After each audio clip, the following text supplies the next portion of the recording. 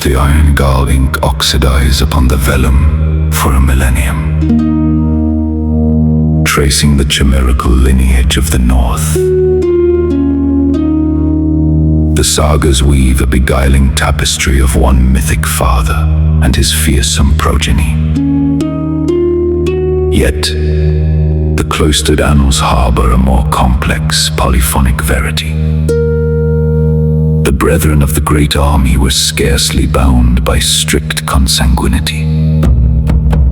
They were, in truth, an agglomeration of sovereign warlords, a confederacy forged not in a singular womb, but within the crucible of an audacious, unyielding ambition.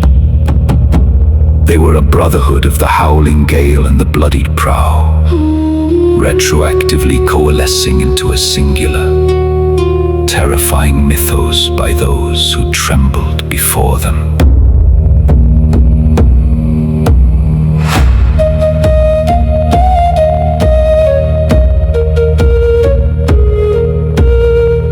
Witness their inexorable, continent-spanning tide.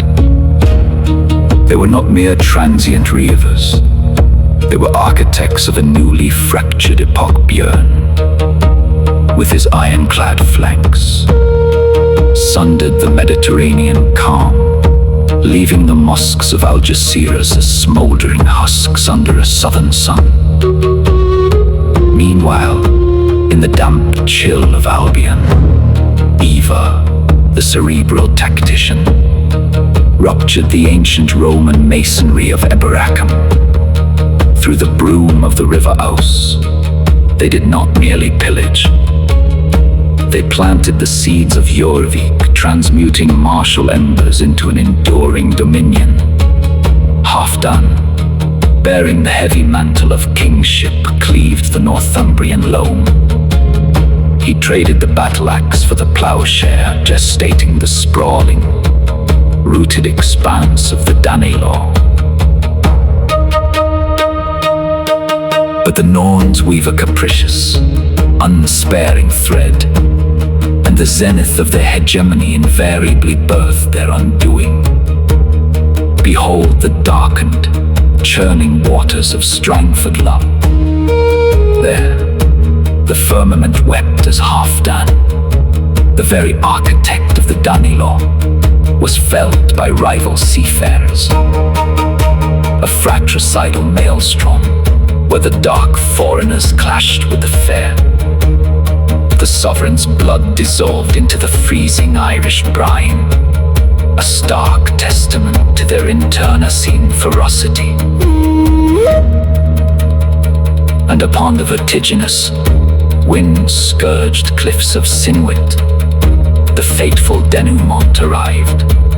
Beneath a pallid Epiphany's sun, the legendary raven pennant, woven in a single noon by sorcerers' hands, palpitated frantically in the Devonshire squall. It was an omen not of triumph, but of ruin. 840 souls, alongside the stalwart Yubba, were irrevocably extinguished on that frost-rimed promontory. The sacred banner was seized. The seemingly invulnerable vanguard, utterly shattered.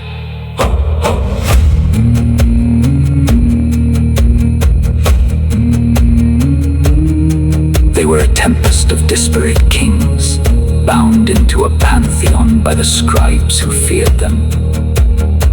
The flesh decomposes, the wooden dragon hulls splinter into the abyss, and the myth inevitably supersedes the men.